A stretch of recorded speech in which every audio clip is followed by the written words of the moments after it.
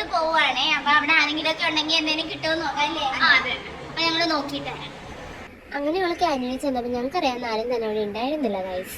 അങ്ങനെ ഞങ്ങൾ നേരെ ഞങ്ങളുടെ ആഫയുടെ ഫോട്ടോ ഫ്രെയിം ഷൂട്ട് നടത്താമെന്ന് വിചാരിച്ച് ഇറങ്ങി തിരിച്ചു. അങ്ങനെ ഞങ്ങൾ അവിടെ ഇവിടെ അങ്ങും ഇങ്ങും ഒക്കെ വെച്ച് അതിൻ്റെ ഫോട്ടോസ് എടുക്കാൻ വേണ്ടിയിട്ട് തുടങ്ങി.